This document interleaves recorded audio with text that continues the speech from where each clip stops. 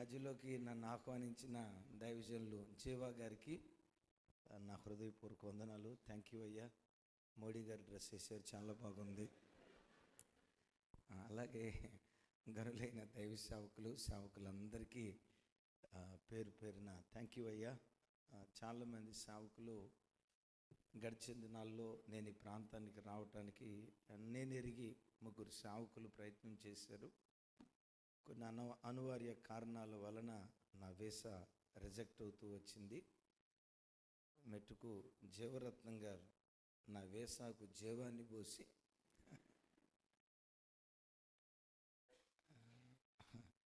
పోరాడారు.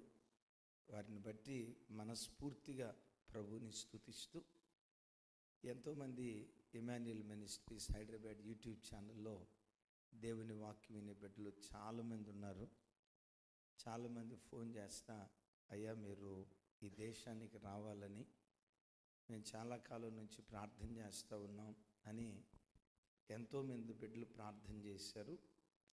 అలాగే ప్రత్యేకంగా మనీష్ గారు, నేను ముద్దుగా మనీష్ అంటాను, మనీష్ గారు అలాగే వారి సతీమణి గత కొన్ని సంవత్సరాల నుంచి రెగ్యులర్గా యూట్యూబ్లో వాక్యం వింటాం, తరచుగా ఫోన్లో మాట్లాడటం, చాలా సందర్భాల్లో ఆర్థికంగా కూడా బిడ్డలు ఇమాన్యుయల్ మినిస్ట్రీస్కి ఎంతో సహకరించారు. మనీష్ గారి కుటుంబానికి వారు ఎక్కడున్నారు? మనీష్ గారు, అయ్యా థ్యాంక్ యూ. నేను ఆయన చూసి ఫోటోలో చూసి ఓ 45-50 సంవత్సరాలు పెద్ద ఆయనేమో అనుకున్నా. ఇక్కడికి వచ్చి చూసిన తర్వాత యంగ్స్టర్, ఎక్కడున్నా కూర్చున్న వాళ్ళందరిలో యంగ్స్టర్. వారిని బట్టి అలాగే చెల్లిని బట్టి మీ అందరిని బట్టి నాతో పాటు నేను దైవ సేవకురాలు ఈ దేశంలో అడుగు పెట్టడానికి ప్రభు కృప చూపించారు. మా రాక కొరకు ప్రార్థన చేసిన మీ అందరికీ మరొకసారి మా 2 చేతులు జోడించి వినయపూర్వకంగా ఒక్కొక్కరికి కృతజ్ఞతలు వందనాలు తెలియచేస్తూ ఉన్నాను. అందరికీ వందనాలు, అందరికీ 100 అనాలు వందనాలు. Thank you. ఆలస్యం చేయకుండా నేను ఇక నేరుగా దేవుని వాక్యంలోకి వెళ్తాను. అయితే ఇజ్రాయెల్ దేశానికి రావాలి, వస్తే దేవుని వాక్యం ప్రకటించడానికి రావాలి అనేది నాకున్న ఆశ. అయితే ఎందుకో కారణం తెలియదు, కానీ ఏ దేశానికి వెళ్ళినా నాకు అంత అభ్యంతరం కలగలేదు. ఇజ్రాయెల్ దేశానికి రావటం విషయంలో నాకు కలిగిన అభ్యంతరం ఇంత అంత కాదు.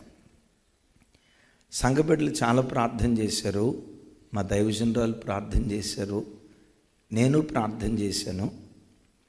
నేనంత గొప్పవాడిని కాదు, కానీ అపోస్తలుడైన పౌలు కొన్ని స్థలాలకు వెళ్ళటానికి అపవాది చాలాసార్లు ఆటంకపరిచాడు అని పౌలు చెప్తూ వస్తాడు.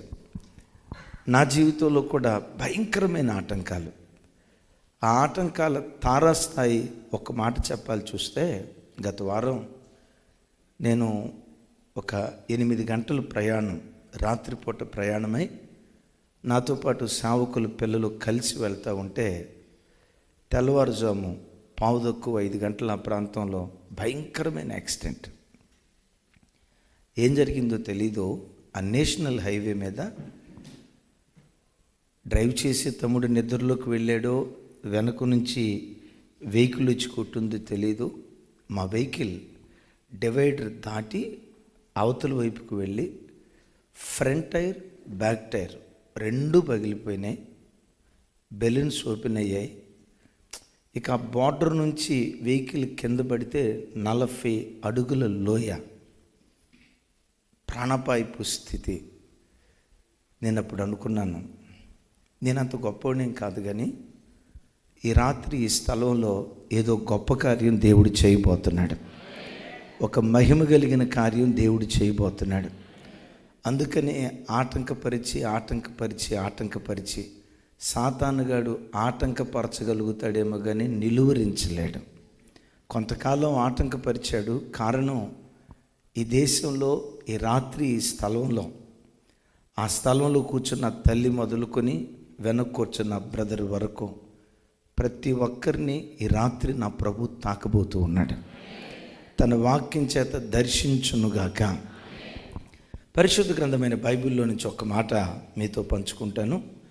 106వ కీర్తనల గ్రంథం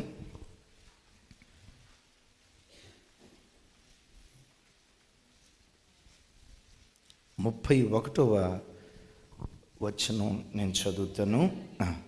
చదవండమ్మా. మలన్నిటను అతనికి ఆ పని నీతిగా ఎంచబడెను. మెరీబా జలములు చాలమ్మా మరొక్కసారి చదవండి. నిత్యము తరములన్నిటను అతనికి ఆ పని నీతిగా ఎంచబడెను. నా వైపు చూసి నాతో కలిసి చెప్పండి. నిత్యము తరములన్నిటను అతనికి ఆ పని నీతిగా ఎంచబడెను. అంటే ఈ మాటలో ఉన్న అర్థం ఆల్ టైమ్ రికార్డ్. ఆదాము కాలం మొదలుకొని నేటి వరకు చివరికి రాబోయే తరాలలో కూడా ఇతడు చేసిన పని తరములన్నిటిలో, అంటే ఆదాము తరంలో కానీ, నోవాహు తరంలో కానీ, అబ్రహాము తరంలో కానీ, మోషే తరంలో కానీ, భక్తుడైన దావీదు తరంలో కానీ, నేటి కాలంలో మన తరంలో కానీ అతడు చేసిన ఆ పని తరములన్నిట నీతిగా ఎంచబడెను. ఎవరతను? పరిశుద్ధ గ్రంథంలో చూస్తే అతని పేరు ఫినెహాస్. పరిశుద్ధ గ్రంథమైన బైబిల్లో అనేక మంది ఫినెహాసులు ఉన్నారు. ప్రాముఖ్యంగా ఏలీ కుమారుడైన ఫినెహాస్ ఒక ఆయన ఉన్నాడు. రెండవదిగా అహరోను మనమడు ఎలియాజరు కుమారుడు ఫినెహాసు అనే ఇంకొక ఆయన ఉన్నాడు.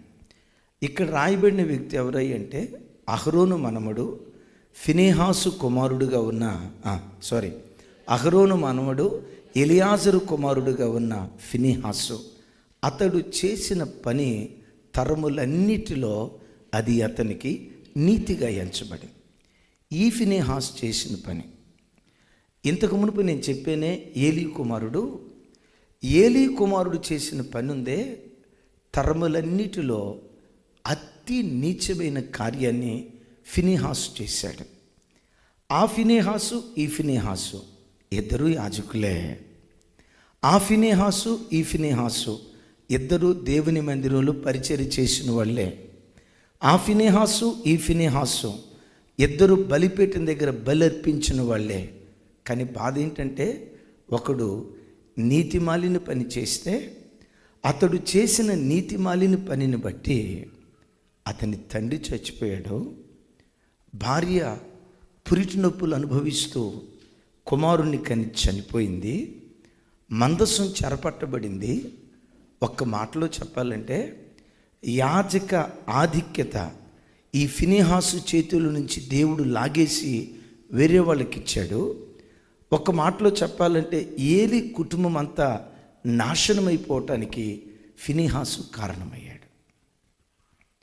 రెండవ ఫినెహాసు ఉన్నాడే, ఎలియాజరు కుమారుడు అహరోను మనముడు ఫినెహాసు ఉన్నాడే, అతడు చేసిన పని యాజకత్వం అతనికి ఇవ్వటం మాత్రమే కాదు, ఆ తర్వాత ఆయన పిల్లల పిల్లలకు తరతరాలు యాజకత్వం చేసే కృప ఈ ఫినెహాసుకు దేవుడు అనుగ్రహించాడు. హల్లెలూయా. ఈ రాత్రి తమ్ముళ్ళు, చెల్లెళ్ళు, అక్కలు, అన్నలు, ఈ ఇద్దరు వ్యక్తుల్లో ఈ రెండు క్యారెక్టర్స్లో నీదే క్యారెక్టరు. ఏలీ కుమారుడిలాగా ఫినెహాసులాగా బ్రతుకుతూ వస్తున్నావో, ఎలియాజరు కుమారుడు ఫినెహాసులాగా మీరు బ్రతుకుతూ వస్తున్నారో, ఒకడు బ్రతికిన బ్రతుకు కుటుంబాన్ని నాశనం చేసింది. ఒకడు బ్రతికిన బ్రతుకు తరతరాలు దీవించబడటానికి కారణమైంది. బైబిల్లో ఒక మాట మనం చూస్తాం కదా, ఒక్కడు నా యందు భయభక్తులు కలిగి బ్రతికితే వాని భక్తిని నేను జ్ఞాపకం చేసుకుని 1000 తరాల వరకు పిల్లలను నేను కరుణిస్తా. ఎన్ని తరాలు? ఇంతకు మనం ఎన్ని తరాలు బ్రతుకుతాం? 10. ఎవరా మహానుభావుడు? 150 బతుకుతాం. వద్దాం దేవుడు. అమ్మ, ఎన్ని తరాలు బ్రతుకుతాం మనం మహా బ్రతికితే? 60-70 తరాల నాయనా. దండం నాయన, 60-70 తరాలు బతుకుతావా? మనం మహా బ్రతికితే 3 తరాలు, దేవుడు అధిక బలం ఇస్తే 4 తరాలు. అద్భుతం చెప్పంటావా? దేవుడు నీకు ఇచ్చిన ఈ చిన్న జీవితంలో దేవుని కొరకు నువ్వు బ్రతికితే, నువ్వు బ్రతికిన భక్తి ఆశీర్వాదం నీ పిల్లల పిల్లలు 1000 తరాల వరకు అనుభవిస్తూ ఉంటారు. ఒక్క జీవితం ఈ ఒక్క జీవితం నీ దేవుని కొరకు జీవించి, దేవా నేను ఎలా బ్రతికానో నా బ్రతుకును ఒకసారి గుర్తుకు తెచ్చుకో, నేను ఎలా జీవించానో, నేను జీవించిన జీవితాన్ని ఒకసారి గుర్తుకు తెచ్చుకో అని దేవుని కొరకు నువ్వు ఒక్కదానివి బ్రతికితే, అమ్మా నువ్వు చనిపోతావేమో కానీ, నీకు మరణం ఉందేమో కానీ నీ భక్తికి మరణం లేదు, నీ ప్రార్థనకు మరణం లేదు. నువ్వు నీతిగా బ్రతికిన నీతియుక్తమైన జీవితానికి చావు లేకుండా అది 1000 తరాల వరకు నీ పిల్లల పిల్లలను కరుణిస్తుంది. ఇంకో మాట కూడా చెప్తాను. దేవుడు నీకు ఇచ్చిన విలువైన జీవితంలో తాగి తందనాలాడి రాత బ్రతికి ఇలాంటి మీటింగ్కి రావచ్చు, ఓ 10,000 రూపాయలు కానుకిచ్చి ఉండొచ్చు, 1,00,000 రూపాయలు కానుకిచ్చి ఉండొచ్చు. ఊరిలో చర్చిలు కట్టేటప్పుడు చర్చిలకి 50,000, 1,00,000, 2 లక్షలు కానుకిచ్చి ఉండొచ్చు. మీకు వచ్చే డబ్బులో కొంతమంది సేవకులకు ప్రతి నెల సహాయం పంపించి ఉండొచ్చు. క్రైస్తవ జనమా, నీ దేవుడు కోరుకునేది నీ డబ్బును కాదు, నిన్ను కోరుకుంటాడు ఆయన. నీ ఆస్తి కాదు. నువ్వు కానుకిస్తే సేవకులుగా మేము సంతోషిస్తామేమో. ఫలానా రమేష్ 10,000 కానుకిచ్చాడు, ఫలానా సురేష్ 1,00,000 రూపాయలు కానుకిచ్చాడు, ఫలానా సునీత, అమ్మ ఇక్కడ ఎవరైనా సునీత ఉంటే నా వైపు కోపంగా చూడొద్దు, ఒక మాట చెప్తాను. ఫలానా సునీత నేను హైదరాబాద్ నుంచి ఈ ప్రాంతానికి వస్తే 2,00,000 రూపాయలు కానుకిచ్చింది. నీవిచ్చిన డబ్బును బట్టి క్షమించండి, ఈ సేవకులు సంతోషిస్తారేమో, నేను సంతోషిస్తానేమో. నీ దేవునికి కావాల్సింది తమ్ముడు నీ డబ్బు కాదు, నువ్వు కావాలి దేవునికి, నువ్వు కావాలి దేవునికి, నువ్వు కావాలి దేవునికి. నీ జీవితం సరిగ్గా లేకుండా, నీ బ్రతుకు సరిగ్గా లేకుండా, క్షమించండి, ఎక్కడొచ్చి తబలా కొడితే వినేమేమో, అబ్బా ఎంత అద్భుతంగా తబలా కొట్టాడో మేము అనుకోవచ్చు. తమ్ముడు సారీ, ఆ తమ్ముడు బ్రతుకు సరిగ్గా లేకుండా ఆ తమ్ముడు చక్కగా కీబోర్డు కొట్టవచ్చు, ప్యాడ్ చక్కగా కట్టవచ్చు. చూడండి డ్రెస్ ఎంత బాగుందో, దేవదూతలు ఉన్నట్టున్నారు. మంచిది చక్కటి వస్త్రాలు. గమనించండి ఎంత చక్కగా పాటలు పాడారో అని. వాయించిన వాయిద్యాలను బట్టి ప్రజలు సంతోషించవచ్చు, పాడిన పాటలను బట్టి ప్రజలు సంతోషించవచ్చు. నీ పాట చూడ్డు, నా ప్రసంగం చూడ్డు, నీ బ్రతుకు జీవితంలోకి దేవుడు తొంగి చూస్తాడు. తమ్ముడు, దేవుడు నీకు ఇచ్చిన ఒక్క జీవితం నీ దేవుని కొరకు బ్రతికి చనిపోతే నీ పిల్లల పిల్లలను దేవుడు జ్ఞాపకం చేసుకొని 1000 తరాల వరకు నీ పిల్లల పిల్లలను దేవుడు కరుణించునుగాక. హల్లెలూయా. సరే, ఏలీ కుమారుడైన ఫినెహాసు ఎలా దుర్మార్గంగా బ్రతికాడు, అహరోను మనమడు ఎలియాజరు కుమారుడు ఈ ఫినెహాసు తరములన్నిట అతడు చేసిన పని అతనికి నీతిగా ఎంచబడెను. అద్భుతం చెప్పమంటారా? దేవుడు నీకు ఇచ్చిన ఆయుష్కాలంలో నువ్వు నీతిగా బ్రతికితే, బైబిల్లో రాసి ఉంటుంది, నీతిమంతుల తలల మీదకి ఆశీర్వాదము వచ్చును అనండి మాట. ఇక నువ్వేం పద్దాకలు మోకరించి, ప్రభా నన్ను ఆశీర్వదించు, నా మనవణ్ణి ఆశీర్వదించు, నా భర్తను ఆశీర్వదించు, నా తాతను ఆశీర్వదించు, బతికున్న తాతను ఆశీర్వదించు. చచ్చిపోయిన తాతను కూడా వినండి, చచ్చిపోయిన తాతను ఆశీర్వదించు. కొంతమంది మోకరించారంటే చాలు, దించు, అది దిగి సావదాం. అట్లాగని ఆ ప్రార్థన చేయటం తప్పని నేను అంటలా, కానీ నేను చెప్పే మాట ఏంటో తెలుసా? ఆశీర్వాదం కొరకు నువ్వు ప్రార్థన చెయ్యాలి, కానీ దాని కొరకు నువ్వు పరిగెత్తాల్సిన అవసరం లేదు. అదే పరిగెత్తుకుంటూ నీ వెంట వచ్చేటట్లుగా దేవుడు కార్యం చేస్తాడు. భక్తుడైన దావీదు గారు అంటాడు కదా, నా బ్రతుకు దినములన్నిట కృపాక్షేమములు కృపాక్షేమాల వెంట అందరూ పరిగెత్తుతూ ఉంటే, కానీ దావీదు బ్రతుకులో కృపాక్షేమాలే దావీదు వెంట పరిగెత్తాయట. నా చేతులెత్తి దీవిస్తున్నా, దావీదు వెంట ఏ కృపాక్షేమాలు పరిగెత్తాయో నీ వెంట కూడా అదే కృపాక్షేమాలు నిన్ను వెంబడించునుగాక.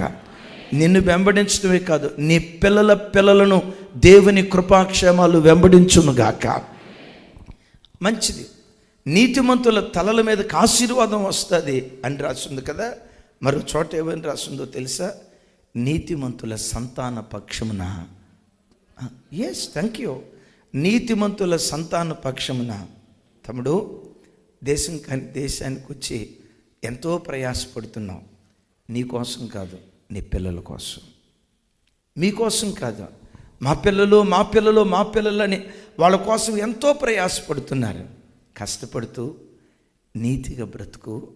నీతిమంతురాలైన నీ సంతాన పక్షాన నీ దేవుడు నిలవబడతాడు. నీ గ్రామస్తులు నిలవబడకపోవచ్చు, నీ పట్టణస్థులు నిలవబడకపోవచ్చు, నీ సొంత రక్త సంబంధికులు నిలవబడకపోవచ్చు. దేవుడొక్కడు నీ పిల్లల పక్షాన నిలవబడితే శత్రువు వాళ్ళ ఎదుట ఓడిపోవునుగాక. చెప్పండి, మన పక్షాన్ని ఎవరు నిలవబడాలి? ఎవరి పక్షాన దేవుడు నిలవబడతాడట? నీతిమంతుల సంతాన పక్షమున ప్రభు నిలవబడుతున్నట్లుగా పరిశుద్ధ లేఖనాల్లో రాయబడి ఉంది. మరొక మాట, నీతిగా బ్రతికే వ్యక్తులను గురించి రాసి ఉంటుంది. నీతిమంతుల సంతానం వారు వారి తదనంతరం, ఎస్ అది, నీతిమంతుల సంతానం వారు వారి తదనంతరం ధన్యులు అవుతారట. నువ్వు బ్రతికున్న దినాల్లో నీ పిల్లలు నీ కళ్ళ ఎదుట ధన్యులు కావాలి. నువ్వు చనిపోయిన తర్వాత కూడా నీ పిల్లల తలల మీద ఆ ధన్యతను దేవుడు కుమ్మరించునుగాక. దేవుడి కార్యాలు చేయాలంటే ఫినెహాసు బ్రతికినట్లుగా దేవుని కొరకు నీతిగా బ్రతికే తరం సంఘాలలో నుంచి లేవాలి. ఏంటయ్యా ఫినెహాసు నీతిగా బ్రతికింది? ఇశ్రాయేలీలు అరణ్య ప్రయాణంలో ఉన్నప్పుడు ఇశ్రాయేలీలు మోయాబు రాండ్రతో వ్యభిచారం చేయటం ప్రారంభించారట. బయల్పెయోరు దేవత దగ్గరికి వెళ్ళి అక్కడ బలులర్పించిన మాంసాన్ని తింటూ ఇశ్రాయేలీల స్త్రీలతో వ్యభిచారం చేయటం ప్రారంభించారట. తద్వారా దేవుని కోపం దిగొచ్చి 24,000 మంది ఇశ్రాయేలీలు దేవుని కోపానికి గురై అక్కడికక్కడే చచ్చిపోయారు. ఇంకోసారి చెప్తాను. బయల్పెయేర్ అనే పేరుకున్న అర్థం ఏంటంటే గల్లీకి ప్రభు. ఎవరు? గల్లీ అంటే తెలియదా?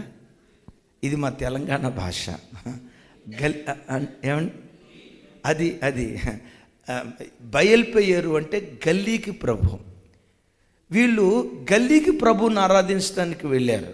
ఎవరిని వదిలిపెట్టి? దేవుడైన యెహోవా గల్లీకి ప్రభువు కాదు, సర్వలోకానికి ప్రభు. సర్వలోకాలకు ఆయన చక్రవర్తి. సర్వలోకాలకు చక్రవర్తి అయిన యెహోవా దేవుని విడిచిపెట్టి ఎవరి దగ్గరికి వెళ్ళారు? వీళ్ళు గల్లీకి ప్రభు దగ్గరికి వెళ్ళారు. వెళ్ళి అక్కడ తాగుతూ తందనాలాడుతూ వ్యభిచారపు కార్యక్రమాలు చేస్తూ ఉంటే దేవుని కోపం దిగొచ్చింది. 24,000 మంది అక్కడ చంపబడ్డారు. ఏమండి, 24,000 మంది చంపబడ్డారంటే వాళ్ళ మీద ఎన్ని కుటుంబాలు ఆధారపడి ఉంటాయి? చనిపోయింది 24,000 మంది ఏమో, కానీ లక్షల మంది ఏడుస్తున్నారు. భర్తను కోల్పోయి భార్య, తండ్రిని కోల్పోయి పిల్లలు శోకమెత్తి గుండెల విషయలాగా ఏడుస్తున్నారు. అయ్యో నా భర్త చనిపోయాడు, అయ్యో మా తండ్రి చనిపోయాడు, దేవుని కోపం మా మీదకు దిగొచ్చిందని రొమ్ము కొట్టుకుంటూ ఏడుస్తూ ఉంటే ఒక విచిత్రమైన సంగతి చెప్పంటారా? ఇశ్రాయేలీలో ఒక యవనస్తుడు కళ్ళ ముందు ఇన్ని భయంకరమైన కార్యక్రమాలు జరుగుతున్నా మరొక మోయాబు స్త్రీని, మిద్యానీయురాలు స్త్రీలని ఆ సమయంలో ఆ స్త్రీని తీసుకొని మోషే కన్నుల ఎదుట, ఇశ్రాయేలు కన్నుల ఎదుట ప్రజలందరూ చూస్తూ ఉంటుండగా ఆ మిద్యానీయురాల్ని రహస్య స్థలానికి తీసుకుని వెళ్ళి ఆవిడతో పాపం చేయటం ప్రారంభించాడు. అసలు దేవుని కోపం ఎందుకు దిగొచ్చింది? చేసిన పాపాన్ని బట్టే కదా. 24,000 మంది ఎందుకు చంపబడ్డారు? ఈ వ్యభిచార కార్యక్రమం చేయటాన్ని బట్టే కదా. మరి ఎంత ఘోరమైన కార్యక్రమం, ఎంత వినాశనం కళ్ళ ముందు జరుగుతూ ఉంటే చూసేవాడు, వినేవాడు విని చూసి బుద్ధి తెచ్చుకోవాలి కదా. బుద్ధి తెచ్చుకోకపోగా ఒక స్త్రీని తీసుకొని అందరూ చూసేటట్లుగా తల్లితో పాపం చేయటానికి బయలుదేరాడు. ఫినెహాసు చూస్తూ ఉన్నాడు. ఏం చేశాడో తెలుసా? ఈటను ఒకదాన్ని తీసుకొని పాపం చేస్తున్న ఆ వ్యక్తులు ఇద్దరి దగ్గరికి వెళ్ళి ఈటితో ఒక్క పోటు పొడిచి ఆ ఇద్దరిని చంపాడు. తద్వారా తెగులు నిలిచిపోయిందట, తద్వారా తెగులు ఆగిపోయిందట. దైవజనమా, ఫినెహాసు గూర్చి నేను చెప్పే మొట్టమొదటి మాట ఏంటంటే, ఫినెహాస్ కళ్ళ ఎదుట జరిగిన పరిస్థితిని బట్టి చరిత్రలో నుంచి పాఠం నేర్చుకున్నవాడు. తన కళ్ళ ముందు జరుగుతున్న పరిస్థితులను చూసి తాను ఒక జీవిత పాఠాన్ని నేర్చుకొని తాను తప్పు చేయకుండా తన జీవితాన్ని జాగ్రత్తగా కాపాడుకున్నాడు. క్రైస్తవ జనమ, మనందరి జీవితాల్లో మన గ్రామాలలో భక్తిగా బ్రతికిన క్రైస్తవులు ఉన్నారు, భక్తిహీనంగా బ్రతికిన క్రైస్తవులు ఉన్నారు. మన గ్రామాల్లో ఏం కర్మ, ఇజ్రాయిల్ దేశంలో అందరూ భక్తి పరులే అందామా? ఏమనమంటారు? ఏమంత సీరియస్గా చూస్తున్నారమ్మా? ఎక్కడికి వెళ్ళినా అదేదో అంటారు కదా, రామేశ్వరం పోయినా ఎక్కడికి వెళ్ళినా ఉంటుంది. భక్తి కలిగిన తరం ఉంటుంది, భక్తి లేని తరం ఉంటుంది. నామకార్థ క్రైస్తవులు ఉంటారు, నికార్సైన క్రైస్తవులు ఉంటారు, ఒరిజినల్గా సేవ చేసే సేవకులు ఉంటారు, డూప్లికేటా ఎవరో మనిషి అందే. ఇందాక డూప్లికేట్ విశ్వాసులు అంటే ఒకళ్ళు చెప్పలా, సేవకుల దగ్గరకు వచ్చేసరికి చూడండి డూప్లికేట్ సేవకులు అంట. అమ్మో, మన తెలుగు వాళ్ళు మామూలు వాళ్ళు కాదుగా. సరే వినండి. అయితే ఒకటి మీరు చూడండి, భక్తిగా బ్రతికిన కుటుంబాలు ఎలా కట్టబడ్డాయి. నామకార్థంగా బ్రతికిన క్రైస్తవ కుటుంబాలు శాపాన్ని అనుభవించాయి. పేరు క్రైస్తవులే, పేరుకు దేవుని బిడ్డలే. ఎవరి దాకా ఎందుకు? మా నాన్న, మేము రోమన్ క్యాథలిక్, మా నాన్న పేరు మరియదాస్. మరియదాసుగా ఉన్నంతకాలం దేవదాసుగా బ్రతికేవాడు. ప్రొద్దున్నే లేచి మొహం కూడా కడుక్కోకుండా కళ్ళు చెట్లకి వెళ్ళి కళ్ళు తాగేవాడట. ఎవరైనా వచ్చి దాస తాగితే తాగావు కానీ మొహం కడుక్కొని తాగరా అంటే అనేవాడట, అడవిలో పెద్ద పులి మొహం కడుక్కుంటుందా? నవ్వేరు కదా అన్న. నా చేతులు ఎత్తి దండం పెట్టి చెప్తున్నా, నా తండ్రి నామకార్థంగా బ్రతికిన కాలం అంతా మా కుటుంబం శాపాన్ని అనుభవించింది.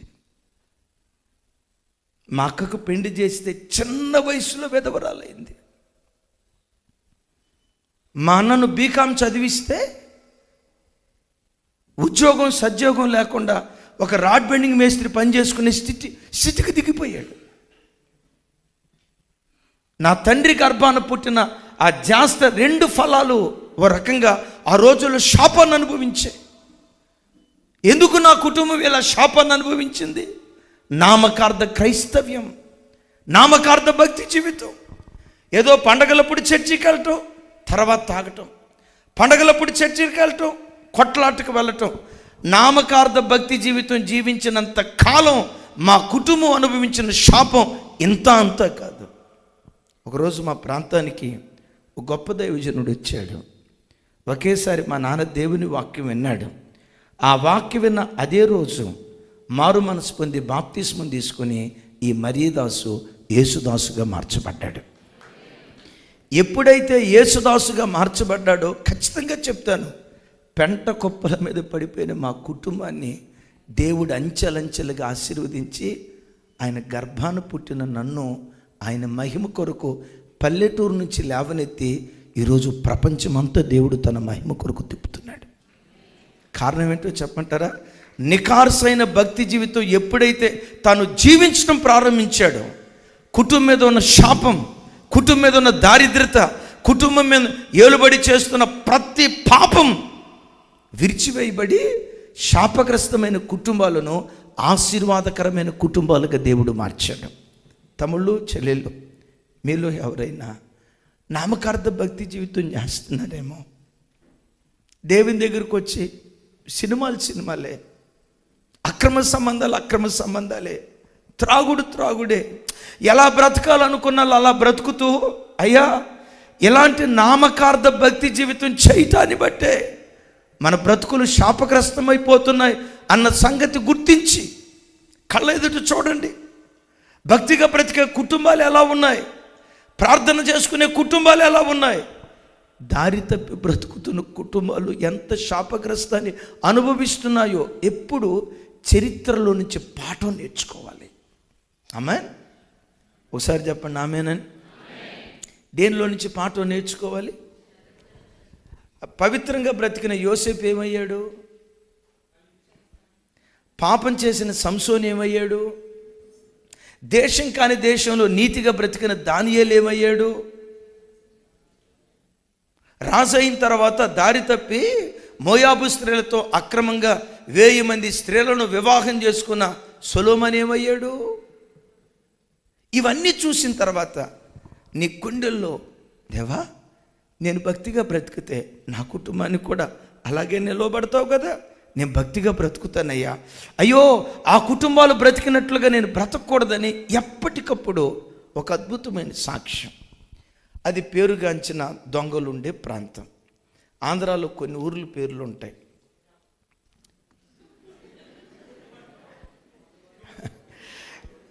రాజమండ్రి వాళ్ళు ఎవరైనా ఉంటే చెప్పండి. రాజమండ్రి ప్రాంతంలో ఒక ఊరు ఉంది, దొంగకోళ్ళు. ఊరి పేరే దొంగకోళ్ళు. ఎందుకంటే ఆ ఊరోళ్ళు అందరూ పక్కన టూర్లకు వెళ్ళటం. మొత్తానికి అది దొంగలకు ప్రసిద్ధి అయినటువంటి గ్రామం. పోలీసు వాళ్ళు పదే పదే వాడిని అరెస్ట్ చేసి ఇక వాళ్ళకి ఓపిక లేక వాడిని పట్టుకొని లాక్కొని వెళ్తావురే, నీకు దండం పెడతావురా, మీరు అరెస్ట్ చేయలేక మా లైఫ్ అంతా నీకోసమే అయిపోతుందిరా, నువ్వు దొంగతనం మానరా అని చెప్తే అని అడిగారట. అరే అసలు ఎందుకు నువ్వు తాగుబోతు అయ్యో, నువ్వు దొంగోడు అవ్వటానికి కారణం ఏంటి, నీతిగా బతకొచ్చు కదరా అంటే ఈడన్నాడట, సార్ మా నాన్న తాగుబోతు సార్, తాగుబోతాడు కడుపున పుట్టిన కొడుకు ఏమవుతాడు, కలెక్టరా కాడుగా, తాగుబోతాడు మా అయ్య తాగుబోతాడు కడుపున పుట్టాను కాబట్టి నేను తాగుబోతాడు అయ్యా, తప్పు నాది కాదు అనండి, ఏదో తప్పు నాది కాదు మా అయ్యది. సరేరా నువ్వు జనాది కరెక్టే, మరి ఈ దొంగతనానికి ఎందుకు అలవాటు పడ్డావురా? సార్ మా ఊరి పేరేంటి, దొంగకోళ్ళు. మా ఊరిలో వాళ్ళందరూ దొంగోళ్ళు సార్. ఊరిలో వాళ్ళందరూ దొంగతనం చేస్తూ ఉంటే దొంగోళ్ళ మధ్యలో బ్రతికిన నేను దొరనెట్ట అవుతా సార్? నా చుట్టూతో ఉన్న వాళ్ళు దొంగలు కాబట్టి నేను దొంగోడిని అయ్యా, మా అయ్య తాగుబోతు కాబట్టి. అంటే తప్పు నాదేమీ లేదు సార్, తప్పేదన్నా ఉంటే మా ఊరిది మా అయ్యది. మనసులో అనుకున్నారంట పోలీసు వాళ్ళు, ఇడు యేసు ప్రభుకి చిన్న తమ్ముడేమో, ఇంకెక్కువ మాట్లాడితే అక్కడ దాకా పోతాడేమోనని సైలెంట్గా ఉన్నారు. తీసుకొని వెళ్తా ఉంటే ఈలోపు అదే గ్రామంలో నుంచి కృతజ్ఞత కూటం ఒక ఆయన సాక్ష్యం చెప్తున్నాడట. నేను ఈరోజు ఈ గ్రామంలో ఇంత ఆశీర్వదించబడి ఒక ఐఏఎస్ ఆఫీసర్గా ఈ గ్రామంలో అడుగు పెట్టడానికి, నేను ఈ స్థితిలో ఉండటానికి మొదటి కారణం దేవుడైతే, రెండోది నన్ను కన్న తండ్రి, నా గ్రామ ప్రజలే నేను ఈ స్థితిలో ఉండటానికి కారణం. పోలీసులు లాగారు. ఏంటో ఆ సాక్ష్యం అని వింటున్నారు. సాక్ష్యం చెప్పి ఆయన చెప్తున్నాడు, నేను ఐఏఎస్ ఆఫీసర్ అవ్వటానికి నా కన్న తండ్రి దానికి ఇన్స్పిరేషన్. నా తండ్రి ఎలా ఇన్స్పిరేషనో తెలుసా? నా తండ్రి పచ్చి తాగుబోతు. తాగి ఇంటికి వచ్చాడా, అమ్మను గొడ్డును బాదినట్టు బాధేవాడు. మా నాన్నను చూసి నా బ్రతుకులో కూడా నేను త్రాగుడు వ్యసనానికి బానిస అయితే బాధ్యత లేనివాడిని అయిపోతాను, పిల్లల విషయంలో బాధ్యత మరిచిన వాడిని అయిపోతాను, భార్యను గొడ్డును బాదినట్టు బాదుతాను. బాబోయ్, నా జీవితంలో బాధ్యత రాహిత్యంతో నేను బ్రతకకుండా నా కుటుంబాన్ని చక్కగా కట్టుకోవాలంటే మా నాన్నలాగా తాగుడు వ్యసనానికి నేను బానిస కాకూడదని మా నాన్నను చూసి నేను ఇన్స్పిరేషన్ అయ్యానయ్యా. చెప్తూ మా గ్రామంలో ఉన్న ప్రజలంతా పేద ప్రజలు. ఆ పేదరికాన్ని బట్టి దొంగలుగా మారిపోయారు. నా జీవితంలో నేను దొంగను కాకూడదంటే పేదోడిని కాకూడదు, పేదోడిని కాకూడదంటే కష్టపడి చదువుకోవాలి. అందుకని ఈ దొంగలున్న ఈ గ్రామాన్ని చూసి నేను కష్టపడి చదువుకొని ఐఏఎస్ ఆఫీసర్ అయ్యాను, నా దేవుడు నన్ను ఇలా నిలవబెట్టాడు అని సాక్ష్యం చెప్తూ ఉంటే వెంటనే పోలీసు లాగి అదే ముందు అరెస్ట్ చేశారు దొంగోడిని, అని పట్టుకుని అడిగారట, అరే ఆ సాక్ష్యం చెప్పే అబ్బాయి ఎవరు నీకు తెలుసా అంటే, ఆడు మా తమ్ముడేలేండే. విన్నారు ఈ మాట? చెప్పండి గట్టిగా. వాడు ఎవర్రా? ఆడు మా తమ్ముడేనండి. మరి ఇందాకేమన్నావురా? నేను చెడిపోవటానికి మా నాన్న కారణం అన్నావు, నేను దొంగోడు అవటానికి మా గ్రామం కారణం అన్నావు, మరి మీ తమ్ముడేం చెప్తున్నాడు? నేను త్రాగుడు. చూసారా, వీళ్ళిద్దరు ఎవరో తెలుసా? మొదటోడు చరిత్రలో నుంచి పాఠం నెరవనివాడు, రెండోవాడు చరిత్రలో నుంచి పాఠం నేర్చుకున్నవాడు. కూర్చొని నువ్వు ఆలోచించు, భక్తిగా బ్రతికే కుటుంబాలు ఎట్లున్నాయి, వాళ్ళ పిల్లలు ఎట్లున్నారు, వాళ్ళ ఆర్థిక స్థితిగతులు ఎట్లున్నాయి, నామకార్థంగా బ్రతికే క్రైస్తవ కుటుంబాలు ఎట్లా శాపగ్రస్తం అయిపోయాయో అవి చూసి, దేవా ప్రాణం పోయే పరిస్థితి వచ్చినా లోకంలో నేను కాలు జారకుండా నీ కొరకు నన్ను నిలవబెట్టయ్యని చరిత్రలో నుంచి పాఠం నేర్చుకునే వ్యక్తులుగా దేవుడు మనందరినీ స్థిరపరచునుగాక. సరే, ఇంతకీ ఫినిహాసు చరిత్రలో నుంచి పాఠం నేర్చుకొని ఈటి తీసుకొని ఆ పాపపు కార్యక్రమం చేస్తున్న ఆ ఇద్దరిని ఈటితో పొడిచి చంపాడట. అక్కడ బైబిల్లో రాసి ఉంటుంది, ఫినిహాసు నేను ఓర్వలేని దానిని చూసి తాను ఓర్వలేక, నేను సహించలేని దానిని చూసి తాను సహించలేక ఈటి తీసుకొని నా పక్షాన నిలవబడ్డాడు అని దేవుడు మాట్లాడతాడు. దైవజనమా, ఈ సృష్టిలో దేవుడు ఓర్వలేని పాపాల్లో 3 పాపాలు ఉన్నాయి. క్లుప్తంగా చెప్పాలంటే దాని పేరు వ్యభిచారం. వ్యభిచారం అనే పేరులో 3 అనుభవాలు. ఒకటి, నిజదేవుడు ఎవరో తెలియక దైవము కాని వాటిని ఆరాధించటం, నిజదేవుడిని వదిలిపెట్టి నిర్దేవులను ఆరాధించటం, అది ఆధ్యాత్మిక వ్యభిచారం. కానీ ఇక్కడ కూర్చున్న మ్యాక్సిమం అందరూ క్రైస్తవులే. మొదటి పాపంలో మనం పడకపోవచ్చు, కానీ క్రైస్తవుల్లో ఉండే కొన్ని మూఢనమ్మకాలు ఉన్నాయి. చూసారా? మూఢనమ్మకాలు. క్రీస్తు మీద ఉంచాల్సిన విశ్వాసం క్రీస్తు మీద ఉంచకుండా లోకపు విశ్వాసాల మీద ప్రజలు చాలా నమ్మకం ఉంచి అదొక ఆత్మ సంబంధమైన విగ్రహారాధనగా కొంతమంది బ్రతుకులో అది మారిపోతున్నట్లుగా మనం చూస్తూ ఉన్నాం. ఒకరోజు ఒక తల్లి మధ్యాహ్నం పూట ఫోన్ చేసి, అన్నయ్య మా ఆయన చచ్చిపోతే ఇప్పుడు మా బ్రతికేం కావాలన్నయ్య, అన్నయ్య నా పిల్లలు ఏమైపోతారు అన్నయ్య మేము అనాథలు అయిపోతాం కదా అన్నయ్య మేము దిక్కులేని వాళ్ళు అయిపోతాం కదా అన్నయ్య, మా ఆయన చచ్చిపోతే మేము ఎట్టా బతకాలన్నయ్య ఏడుస్తుంది. నాకు భయం అనిపించి, అమ్మ బ్రదర్ ఏమన్నా హాస్పిటల్లో ఉన్నాడా అంది. లేదన్నయ్య, ఇందాకే 3 ప్లేట్లు భోజనం చేసి డ్యూటీకి వెళ్ళాడు అన్నయ్య. మరి 3 ప్లేట్లు భోజనం చేసి డ్యూటీకి వెళ్ళిన ఆయన్ని పట్టుకొని ఎందుకమ్మా మాట అంటున్నావు? మళ్ళీ అడవటం స్టార్ట్ చేసింది. అన్నయ్య, ఒకవేళ ఇప్పుడే కనుక మా ఆయన చచ్చిపోతే నా పిల్లలు ఏం కావాలన్నయ్య? అమ్మ డ్యూటీ కాడ ఏమన్నా జరిగిందా? అయ్యో ఏం జరగలేదు అన్నయ్య, అంతా బాగానే ఉంది. మరి దరిద్రపు అనుమానం నీకు ఎందుకు వచ్చిందమ్మా అన్నాను. ఏమి లేదన్నయ్య, ఇందాక అంట్లు దోవేటప్పుడు ఏమంటారు దాన్ని, అంట్లు గడిగేటప్పుడు నా తాలిబొట్టు తాడు తెగి నేల మీద పడిపోయింది అన్నయ్య. అంటే భర్త ప్రాణం ఎక్కడుంది? దేవుల్లో ఉందా తాలిబొట్టు తాడులో ఉందా? నాకు కొంచెం గట్టిగా చెప్పండి. ఏదో భర్త ప్రాణం ఎక్కడుంది? తాలిబొట్టు తాడులో ఉందా దేవుల్లో ఉందా? చిన్నప్పుడు ఒక కథ ఉండేది. ఆడివాడు మాయల పకీరిగాడు ఉండేవాడట. మాయల పకీరిగాడి ప్రాణం 7 సముద్రాలు దాటి కాకుల దూరని, కారడివి, సేమల దూరని, చెట్టడివి, ఆ చెట్టడివిలో మర్రి చెట్టు వీడు చూసినట్టే మర్రి చెట్టు, ఆ మర్రి చెట్టుకు ఒక తొర్ర, ఆ తొర్ర లోపల రామశిలక. మాయల పకీరిగాడి ప్రాణం రామశిలకలో ఉన్నట్లుగా ఈ మాయల పకీరిగాడి ప్రాణం ఎక్కడుందంట? దీన్ని ఏమందాం? యెహోవా పట్టణమును కాపాడని యెడల కావలి వారు మేలుకొనుట వ్యర్థమే. క్రైస్తవ జనమా, నీ విశ్వాసం ఏదైనా ఉన్నదా అంటే అది క్రీస్తు మాత్రమే అయ్యుండును గాక. అది క్రీస్తు మాత్రమే అయ్యుండునుగాక. యేసు ప్రభు పిల్లల్లో కూడా కొంతమంది మంచి రోజు తెలియదేం కాదు కదా, ఇది ఒక ఆత్మ సంబంధమైన విగ్రహారాధన. నేనంట యేసు క్రీస్తు మీద విశ్వాసంతో అడుగులు వేయి, ఎడారి కూడా ఏదేనులాగా దేవుడు మారుస్తాడు. ఎడారిలో కూడా దేవుడు సెలయేరులు పుట్టించడం ప్రారంభిస్తాడు. దేవుని మీద తప్ప మరి దేని మీద మనం నమ్మకం ఉంచుకుందుముగాక. రెండవది, ఆత్మ సంబంధమైన పరిశుద్ధ గ్రంథంలో వ్యభిచారం అని దేన్ని అన్నాడో తెలుసా అయ్యలారా? దేవుడు వివాహ వ్యవస్థలో దేవుడు కోరుకున్న పవిత్రత గురించి చెప్తా. ఒకవేళ ఈ ప్రాంతంలో మీకున్న ఒంటరితనాన్ని బట్టి, భార్య తోడు లేకపోవటాన్ని బట్టి, భర్త తోడు లేకపోవటాన్ని బట్టి, శరీరం కదా, శరీరంలో బయలుదేరే కొన్ని కోరికలను నియంత్రించుకోలేక ఎవరైనా కాలు జారిన స్థితిలో ఉంటే, ఎవరైనా దారి తప్పిన స్థితిలో ఉంటే, మీ తండ్రిగా చెప్తున్నాను తల్లి, నన్ను బయటోడిగా అనుకోవద్దు. ఒకవేళ నేను మీకంటే బాగా చిన్నోడినైతే, ఒకవేళ మీ తమ్ముడుగా చెప్తున్నా, దేవుడు అసహించుకునే రెండవ పాపం వ్యభిచారం. ఏంటయ్యా వ్యభిచారం?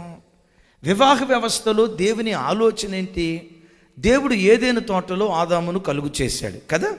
ఆదాముకు గాఢ నిద్ర కలుగు చేసి ప్రక్కలో నుంచి ఎముకను తీశాడు. టకమని సమాధానం చెప్పండి. తీయబడిన ఎముకల నుండి ఎంతమంది అవ్వమ్మలను దేవుడు చేశాడు? ఏమంత సైలెంట్గా చేశారు? ఏమంత సైలెంట్గా చెప్పారు? మీలో ఎవరికో ముగ్గురు అవ్వమ్మలు ఉన్నట్టున్నారు, అందుకని చాలా సైలెంట్గా చెప్పారు, పెద్దగా రాలా. ఎంతమంది అవ్వమ్మలు చేశాడు? కొంచెం గట్టిగా. నేనంట తీయబడిన ఎముకలో నుండి 7 అవ్వమ్మలు దేవుడు చేయలేడా? ఆ బ్రదర్ అంటాడు, చేస్తే భలే ఉండేదన్నా తమ్ముడా, ఉన్న ఒక్కదానితోనే ఆగలేకపోతున్నా. వినండి, నేను మిమ్మల్ని అడుగుతా, 7 అవ్వమ్మలను దేవుడు చేయగలడా లేదా? టకమని చెప్పాలి. నేను ముగింపులోకి వస్తున్నాను. 7 అవ్వమ్మలను దేవుడు చేయగలడా లేదా? మరి 7 అవ్వమ్మలను చేయగలిగిన దేవుడు ఒక్క అవ్వమనే ఎందుకు చేశాడు? ఒక్క అవ్వమనే ఎందుకు చేశాడు తెలుసా? వివాహ వ్యవస్థలో దేవుని నీతి, ఒక పురుషుడు బ్రతుకు కాలమంతా ఒక్క స్త్రీకి మాత్రమే బద్ధుడై ఉండాలి. బహుభార్యాతత్వాన్ని కానీ, అక్రమ సంబంధాలను కానీ, విచిత్రం చూడండి, ఏదేను తోటలోనే ఆదిలోనే దేవుడు అంగీకరించలేదు. భార్య చనిపోయింది, 2వ వివాహానికి దేవుడు ఒప్పుకుంటాడు. భర్త చనిపోయాడు, 2వ వివాహానికి దేవుడు ఒప్పుకుంటాడు. భార్య బ్రతికుండగా ఒక పురుషుడు మరొక స్త్రీతో తప్పటడుగు వేస్తే మీరు దానికి నాజుగ్గా బలహీనత అండి, ఒంటరితనం అండి, నువ్వు నాజుకు పదం పెట్టావు. దేవుడు అంటాడు, క్షమించండి రే వ్యభిచారి, రే వ్యభిచారి. వ్యభిచారులందరూ అగ్నిగుండం పాలవుతారనే వాక్యం అంటుంది. నువ్వు నాజుగా దీనికి ఒక పేరు పెడతావు, ఒంటరితనం అంటే. ఆకలైనప్పుడు అన్నం తినవా? దాహమైనప్పుడు నీళ్ళు తాగుతావా? తాగండి, వద్దంది ఎవరు? వినండి, దాహమైంది నీళ్ళు తాగుతాం. అట్లాగేనండి ఆ టైం ఒంటరితనం అండి. తల్లి, మీ బాధ నేను తప్పు తేలిగ్గా అంచనా వేయను. ఒంటరితనం, ఆ మానసిక క్షోభ. కానీ దేవుడిని దగ్గర నుంచి కోరుకునేది పవిత్రత. పవిత్రత. ఆ తీయబడిన ఎముకలో నుంచి ఒకే అవ్వమని చేయకుండా, ఒకే అవ్వమని దేవుడు ఎందుకు చేశాడయ్యా? చెప్పే కదా, ఒక పురుషుడు బ్రతుకు కాలమంతా ఒక్క స్త్రీకే బద్ధుడై ఉండాలి. ఒకవేళ 7 అవ్వమలే కనుక చేసి ఉంటే, ఎవరైనా ఏలూరోళ్ళు ఉంటే మీకు అర్థమవుతుంది. అప్పుడు ఆదాము ఏమని వాళ్ళకి పేరు పెట్టేవాడంటే, మొదట ఆమెకి ఆదివారం అవ్వమ్మ, 2వ ఆమెకి సోమవారం అవ్వమ్మ, 3వ ఆమెకి 4వ ఆమెకి 5, 6, 7. ఇక ఆదాం పరిస్థితి ఏంటో తెలుసా? రంకులు రాటం తిరిగినట్లుగా వారం అంతా ఆదివారం అవ్వమ్మ, తమ్ముడా సోమవారం అవ్వమ్మ, రంకులు రాటం తిరిగినట్లుగా తిరిగేవాడు. పురుషులారా, మీ అన్నగా, మీ తమ్ముడుగా, దేవుని ప్రతినిధిగా నేను ప్రశ్నిస్తున్నా. నీ వివాహమైన ఆ రోజు నుంచి ఈ రోజు వరకు నీ భార్య విషయంలో నువ్వు నమ్మకమైన భర్తవేనా? నేను ఎక్కడ కాలు జారలేదయ్యా, నా భార్యను మోసం చేయలేదయ్యా. దేశం కాని దేశంలో ఒంటరిగా బ్రతుకుతున్నా పరస్త్రీ కౌగిలి ఎట్టుంటుందో నాకు తెలియదయ్యా. కోరికలు బయలుదేరాయి, కామకత్వం బయలుదేరింది, దురాశలు ఏలుబడి చేశాయి. కానీ నా ప్రభు కొరకు నేను చంపుకుంటూ ఒక్కటే స్త్రీకి అంకితం చేయబడిన పవిత్రమైన భర్తగా నేను బ్రతుకుతూ వచ్చా అని ఎంతమంది ధైర్యంగా చేయెత్తగలరు? నేనేమి ఎత్తమన్ను, మీ పరువు తీయను.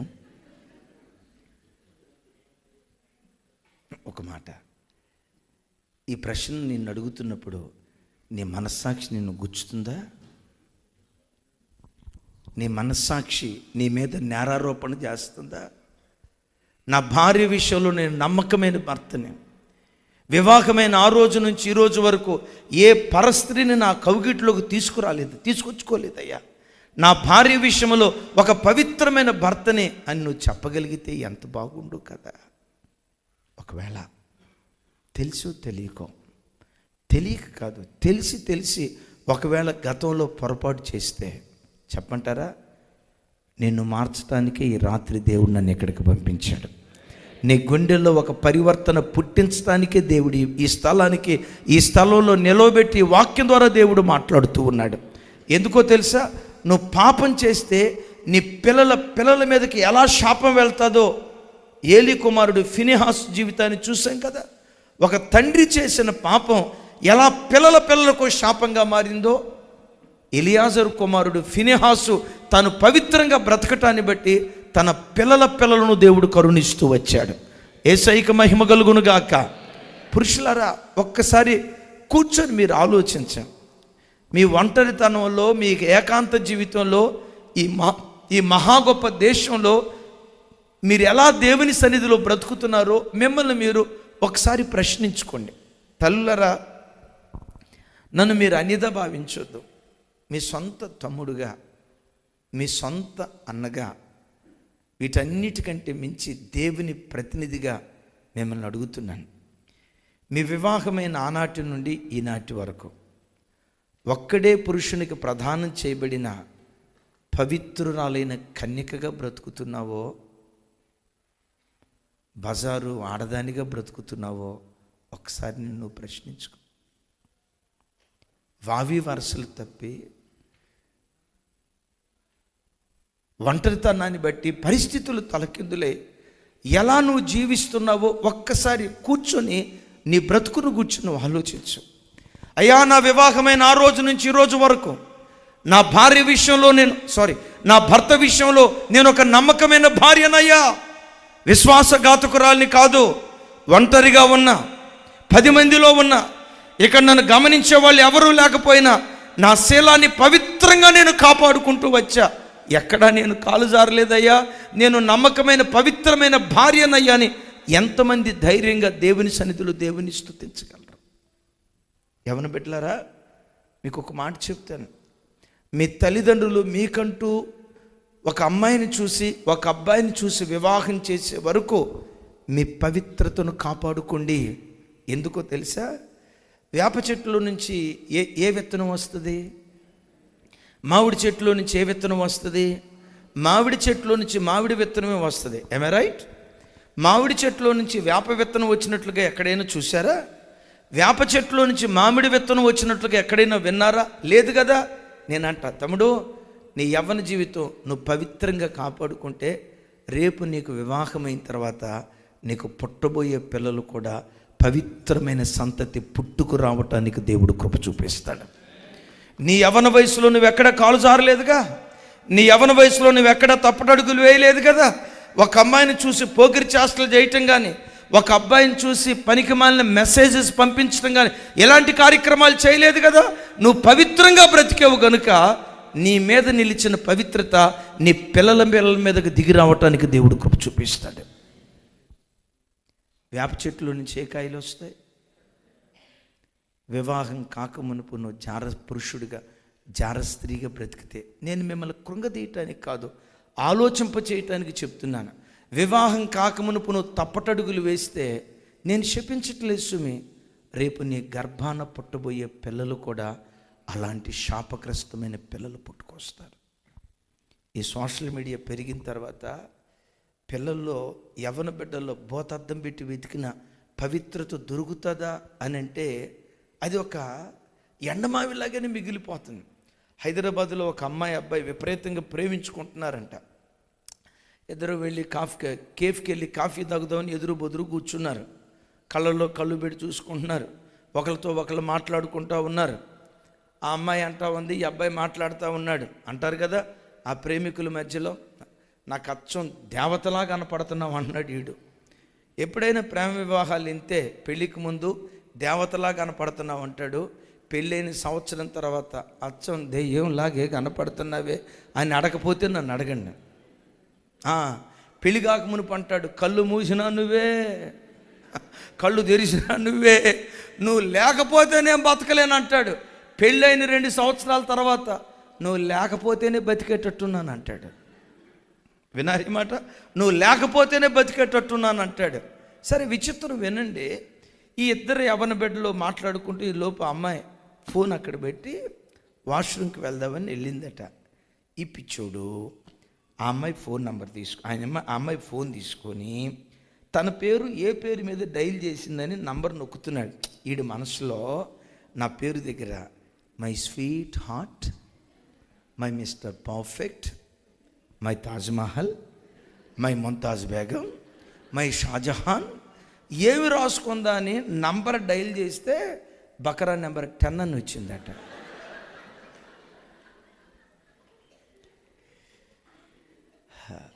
దేవుని ప్రతినిధిగా మీతో నవ్వేరు కదా. ఒకవేళ నీ బ్రతుకు కూడా అదేనేమో. నవ్వేరు కదా, ఎవరు కూర్చో చెప్తే నవ్వేరు కదా. ఆ రాత బ్రతుకు, ఆ చీకటి బ్రతుకు, ఆ పాపపు బ్రతుకు, ఆ పవిత్రపు బ్రతుకు ఒకవేళ నీదోనేమో. నా ప్రభు, నువ్వు చెడ్డదానివి అని అనడం నీ చెడుతనాన్ని కడిగి వేయటానికే, నీ పాపపు మాలిన్యాన్ని తొలగించడానికే దేవుడి రాత్రి సభను ఈ స్థలంలో ఏర్పాటు చేశాడు. ఈ వాక్యం వింటుండగా, దేవా నా పాపపు మాలిన్యాన్ని తొలగించుకొని ఈ దినం నుంచి పవిత్రంగా బ్రతుకుతానయ్యా, ఈ దినం నుంచి నీతిగా బ్రతుకుతానయ్యా, ఈ దినం నుంచి ఏ పాపంలో జారిపోకుండా, ఒకవేళ ఆశలు నిగ్రహించుకోలేకపోతే, కోరికలు నిగ్రహించుకోలేకపోతే అవసరమైతే ఇజ్రాయేలు దేశపు వేస దేవుడిని దీవించుగాక. ఇజ్రాయేలు దేశపు వేస క్యాన్సిల్ చేసుకొని నా భర్తతో అక్కడికి వెళ్ళి కాపురం, పచ్చడి మెతుకులు తింటూ నీతిగా బ్రతుకుతానయ్యా, కారపు మెతుకులు తింటూ నీతిగా బ్రతుకుతానయ్యా. నీతిమాలి లక్షల రూపాయలు సంపాదించి రేపది నా పిల్లలకు దీవెన కారణం కాకపోతే, నా భక్తిహీనత రేపు వాళ్ళకు శాపంగా మారిపోయి నేను కోట్లు సంపాదించిన ఉపయోగం లేదు కదా. నా ప్రభు ఈరోజు హెచ్చరిస్తూ నిశ్చయంగా ఈ స్థలంలో నుండి ఫినెహాసులను చూడాలని దేవుడు ఆశపడుతూ ఉన్నాడు. ఫినెహాసులు లేవనెత్తబడాలని దేవుడు ఆశపడుతూ ఉన్నాడు. నేనంట ఫినెహాసు యవనస్తుడే కదా. నేనంట వాళ్ళు అక్కడ తప్పుడు కార్యక్రమాలు చేస్తూ ఉంటే చాటున వీళ్ళు ఎలా తప్పుడు కార్యక్రమాలు చేస్తున్నారు చూసి ఎంజాయ్ చేయొచ్చుగా. అదే ఇవాళ రేపు ఫోర్నోగ్రఫీ వీడియో చూసారా, అట్లా చూసి ఎంజాయ్ చేయొచ్చుగా. చెప్పమంటారా? పవిత్రత విషయమై రోషం కలిగిన వాడు పాపాన్ని సహించలేడు. దేవుని కొరకు మండే హృదయం కలిగిన వాడు ఇంటిలో ఒక చిన్న బలహీనత ఉన్న దాన్ని దిద్దుబాటు చేసుకునే వరకు వాని గుండెల్లో ఒక ఆరాటాన్ని దేవుడు పుట్టిస్తాడు. నేనంట, అయ్యా నీ లోపల దేవుని కొరకు మండే హృదయం ఉంటే, ఏదేమైనా నా ప్రభు కొరకు నీతిగా జీవించాలని ఆ దైవాసక్తి నీ గుండెల్లో ఉంటే, నీలో ఎంత బలహీనత ఉన్నా, నీ భర్తలో ఎంత బలహీనత ఉన్నా, నీ పిల్లల్లో ఎంత చిన్న పొరపాటు ఉన్నా, అది శుద్ధి చేయబడే వరకు పిచ్చిదేడ్చినట్లుగా ఏడుస్తూ ప్రార్థన చేస్తావు. ఇలాంటి ఏడ్పు ఎవరికి ఉంటుందో తెలుసా? పవిత్రత విషయమే రోషం కలిగిన ఆ తల్లిదండ్రుల హృదయాల్లో దేవుడు పుట్టించునుగాక. మూడవది స్నేహం. బైబిల్లో యాకోబు పత్రికలో అంటాడు, వ్యభిచారునులారా దేవుని స్నేహము వ్యభిచారునులారా లోక స్నేహము దేవునికి వైరమని మీరు ఎరుగరా అనండి ఒకసారి ఈ మాట. వ్యభిచారునులారా లోక స్నేహము దేవునికి వైరమని మీరు ఎరుగరా అంటే, మూడవది వ్యభిచారం అనే ఈ పదాన్ని దేనికి ఆపాదించాడో తెలుసా? లోక స్నేహానికి వ్యభిచారాన్ని పోల్చాడు. అయ్యలరా, ఈ కడవరి దినాల్లో మనుషులు ఎక్కువగా మనుషులతో స్నేహం చేసిన దానికంటే ఒక దానితో ఎక్కువ స్నేహం చేస్తున్నారు. దేంతో? దీన్ని అడగాల. ప్రతి మనిషి సెల్ ఫోన్కి ఎడిక్ట్ అయ్యి, సెల్ ఫోన్కి బానిస అయ్యి కూర్చున్నా లేచిన ఒకప్పుడు ప్రజలకి నడువుల నొప్పి వచ్చేదట, ఇప్పుడు నడువుల నొప్పి రావట్లా. ఏ నొప్పి వస్తుందని చెప్పండి? ఎంత కరెక్ట్గా చెప్పారు తమ్ముడా. ఎందుకో ప్రార్థనలో ఎట్లా నీ స్తోత్రం నాయన అనా కాదు.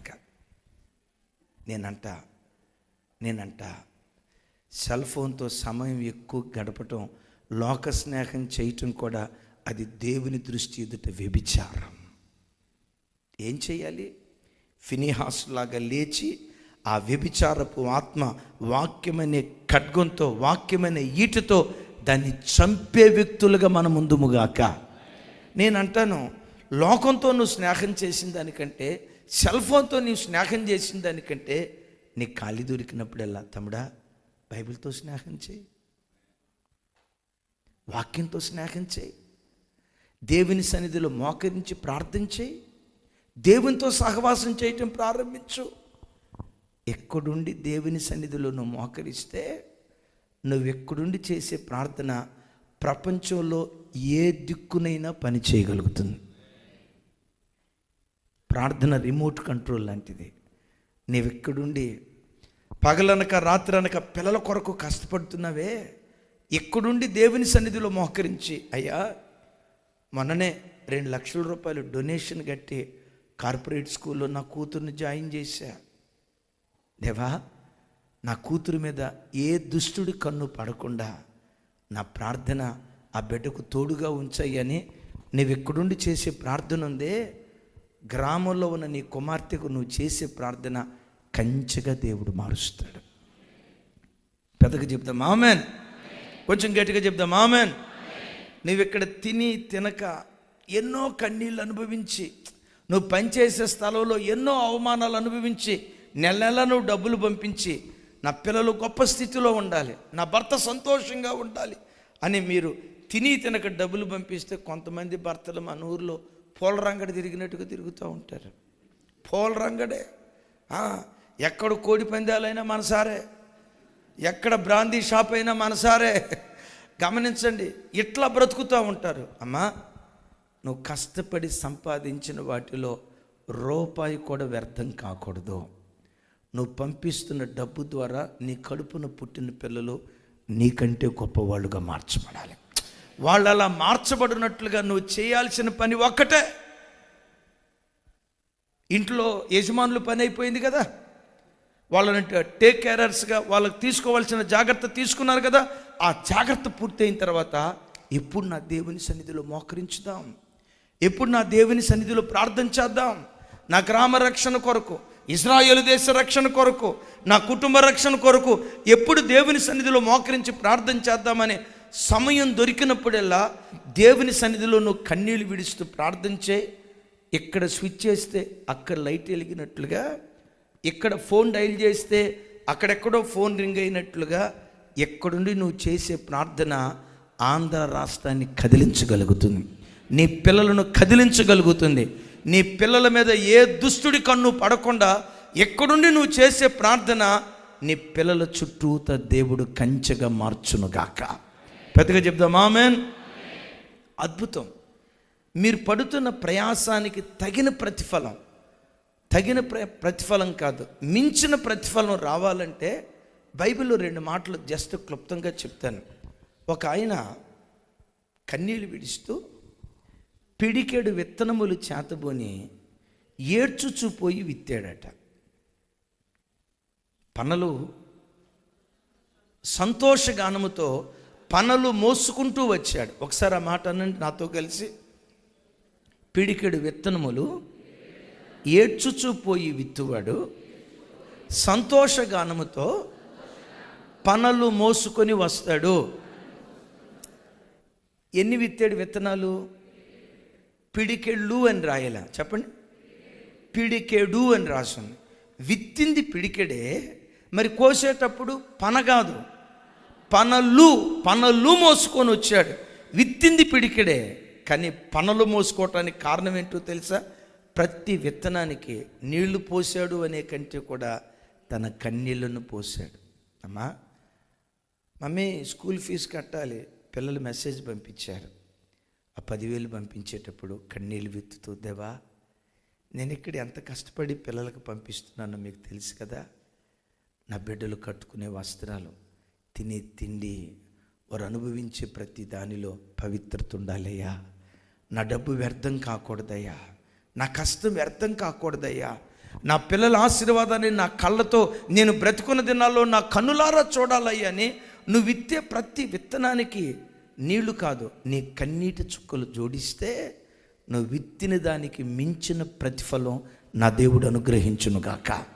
అలాంటి ప్రతిఫలం అనుగ్రహించాలంటే విత్తనాలు విత్తేటప్పుడు ఆ విత్తనాలు ఎలా విత్తాలి చెప్పాలి. ఎలా విత్తాలి? ఒక్కొక్క విత్తనం కన్నీళ్లతో విత్తితే సంతోషగానాలతో పనలు మోసుకొని వచ్చి కృపిస్తాడు. దేవుని ప్రక్కన పెట్టి, అయ్యా ప్రార్థన ప్రక్కన పెట్టి, నా పిల్లలకు కావలసినంత సంపాదిస్తున్నా, నా భార్య డ్యూటీ చేస్తుంది. ఎంతండి షెకెలా? ఇక్కడ షెకెల్. ఆవిడకు ఒక 3,000 షెకెళ్ళు. 3,000 అంటే ఎంతమ్మా? అమ్మా అమ్మో, 3,000 షెకెళ్ళు ఎప్పుడో దాటారు మీరు. 6,000 షెకెళ్ళు. మా ఆవిడకి 6,000, నాకు 5, 10,000. బాబోయ్, మొత్తం 15 × 3. క్యాల్కులేటర్ కూడా దాటిపోయినట్టుంది. 15 × 3 ఎంత అండి? అంటే 45 లక్షల.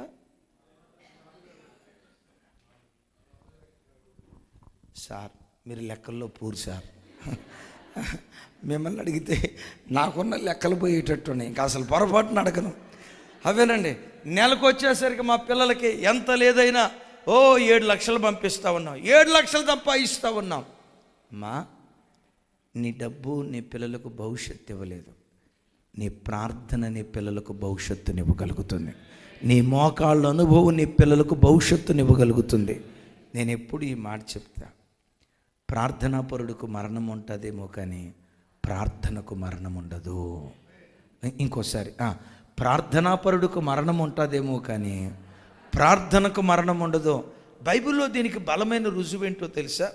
ఇస్మాయేలు కొరకు అబ్రహాము ఒక చిన్న ప్రార్థన చేశాడు. ఏమని ప్రార్థన చేశాడు? నీ సన్నిధిన ఇస్మాయేలును నీ సన్నిధిన ఇస్మాయేలును బ్రతుకనిమ్ము అనండి. నీ సన్నిధిన ఇస్మాయేలును. ఇంకోసారి, అది పెద్ద ప్రార్థన, చిన్న ప్రార్థన. విచిత్రం, ఆ చిన్న ప్రార్థన చేసి సుమారుగా 4,000 సంవత్సరాలు అవుతుంది. ఆ ప్రార్థన ఫలం ఎప్పటికీ సలాం అలైకుం అనుభవిస్తూనే ఉన్నారు.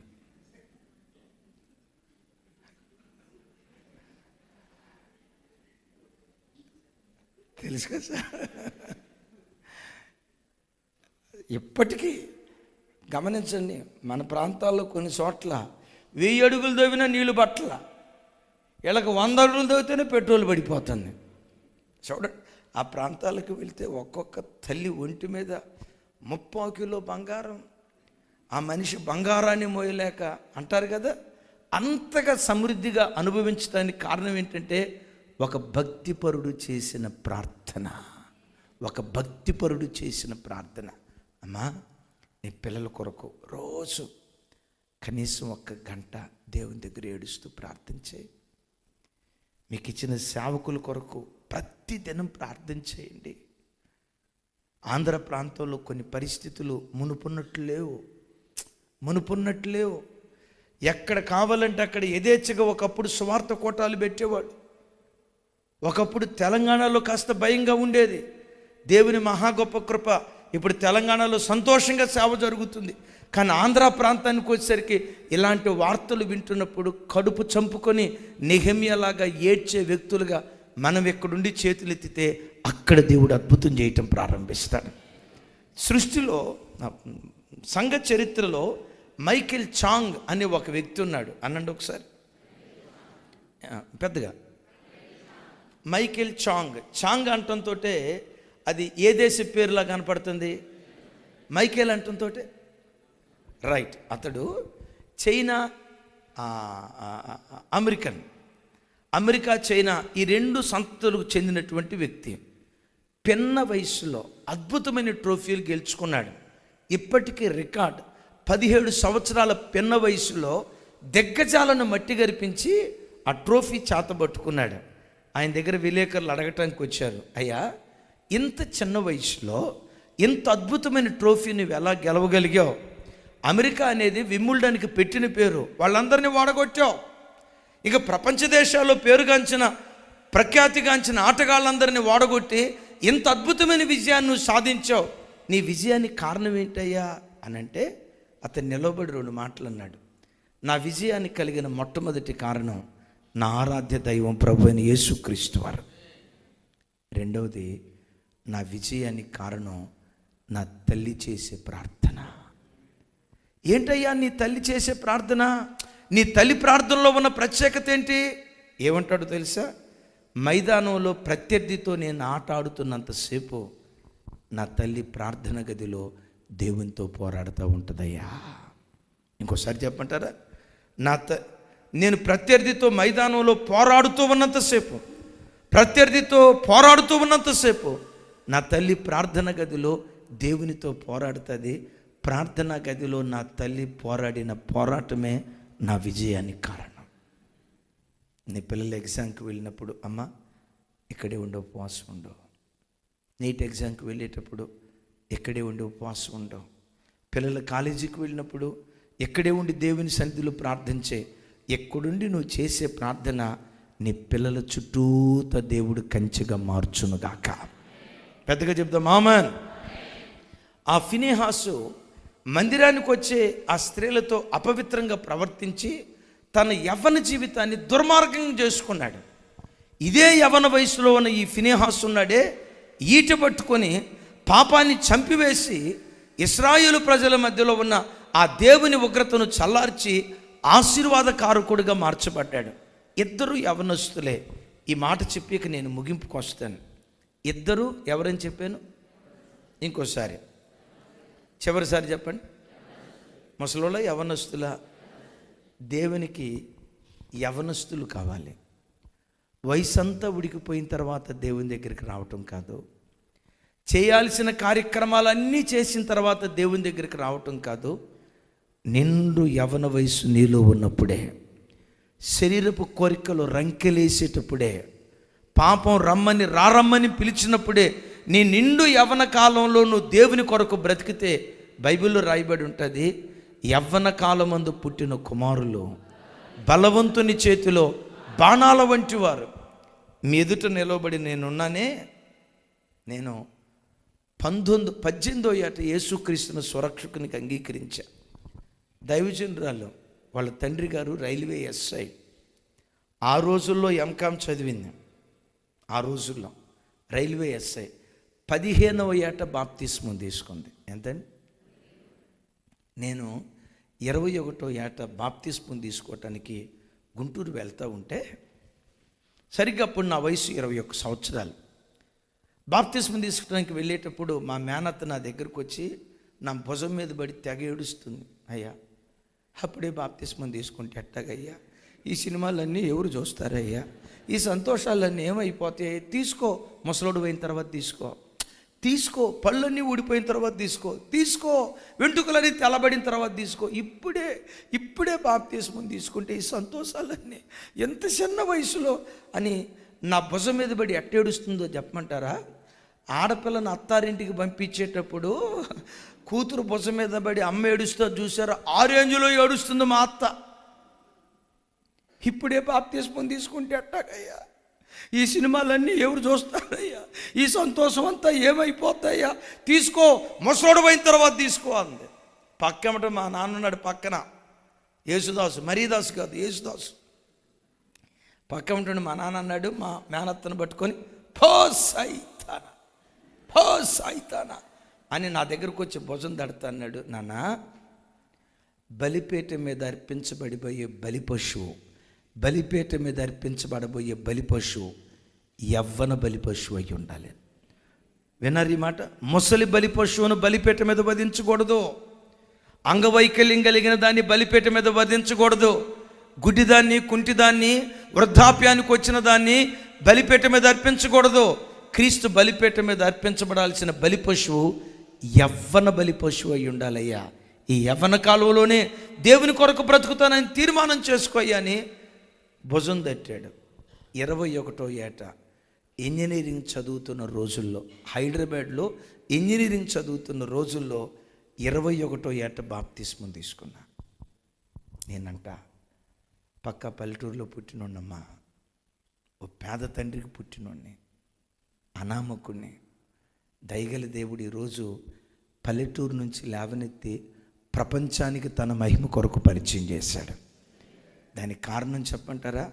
దేవుని అనాదికాల సంకల్పం ఒకటైతే, రెండోది చెప్తాను, యవ్వన వయసులో దేవుని కొరకు బ్రతకాలని తీర్మానం చేసుకున్నామే.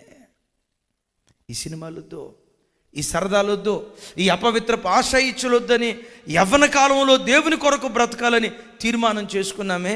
యవ్వన కాలంలో దేవుని కొరకు బ్రతకాలని చేసుకున్న తీర్మానాన్ని దేవుడు చూశాడు.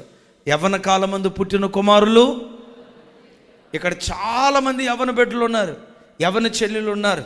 తమ్ముడు, వయసు దాటిపోయిన తర్వాత కాదు, ఈరోజే. వయసు ఉడికిపోయిన తర్వాత కాదు, ఈ గడియలోనే.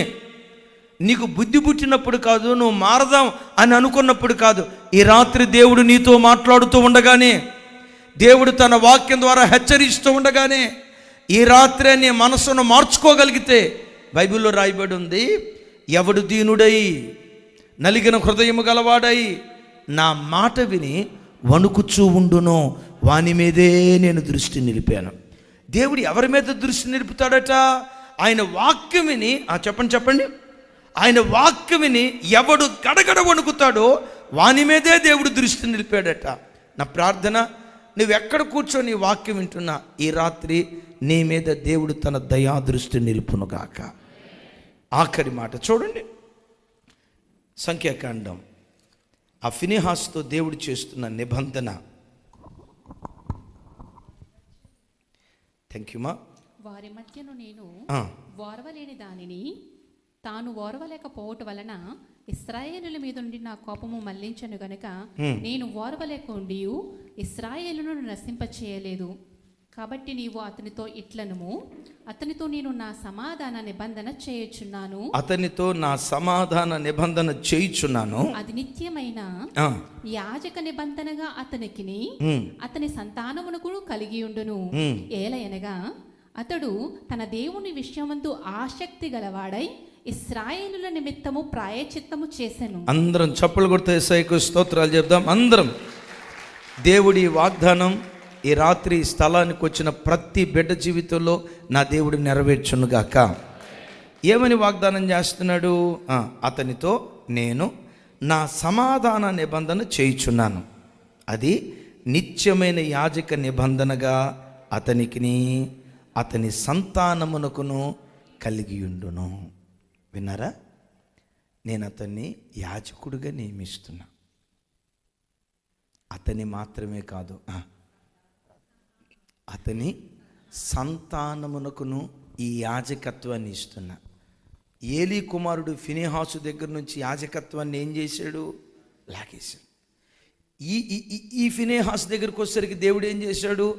అతనికి యాజకత్వాన్ని ఇవ్వటం మాత్రమే కాదు, అతని పిల్లల పిల్లలకు అద్భుతం చెప్పంటారా? ఈ ఫినెహాసులో నుంచి వచ్చిన వాడే ఎజ్రా. యాజకుడైన సాధువుకు ఇంకా లోతుకు వెళ్ళాలంటే జకరియా ఇదే ఫినెహాసులో నుంచి పుట్టుకొచ్చిన వాడే ఎస్ థ్యాంక్ యూ అమ్మా.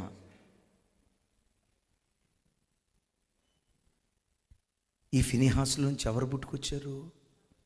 యెస్రా. ఎవరు యెస్రా? ధర్మశాస్త్రంలో జ్ఞాని, సాదోకు మందసాన్ని మోసినటువంటి యాజకుడు జకరియా, సాక్షాత్తు దేవదూత ప్రత్యక్షం పొందుకున్నవాడు, దేవుని మందిరంలో ధూపం వేస్తున్నవాడు. ఈ జకరియా గర్భంలో పుట్టినటువంటి వాడే మండుచు ప్రకాశించుచున్న దీపము వంటి బాప్తిస్మమిచ్చు యోహాను. చూసారా, ఒక్కడు దేవుని కొరకు బ్రతికితే వాని మీద ఉన్న ఆత్మ వారి పిల్లల పిల్లల మీద పిల్లల పిల్లల మీద దేవుడు కుమ్మరించాడు. పెద్దగా చెప్దాం ఆమేన్. మరొకసారి చెప్దాం ఆమేన్. ఇప్పుడు ఈ ఫినెహాసు పాపాన్ని చూసి ఏం చేశాడు? ఈట తీసుకొని పొడిచి చంపేశాడు కదా. అదే రోషపు ఆత్మ హేరోదు తప్పు చేస్తే బాప్తిస్మిచ్చి యోహాను ఏం చేశాడు? ఖండించాడు. ఖండించిన దాన్ని బట్టి ఎక్కడ పడ్డాడు అంటే, ఇలాంటి రోషపు ఆత్మ బాప్తిస్మమిచ్చి యోహానికి ఎలా వచ్చిందో తెలుసా? వాళ్ళ పూర్వీకుడు ఎవరు? ఫినెహాసు. అయ్యలారా, నేను ముగిస్తున్నాను ఇక్కడ.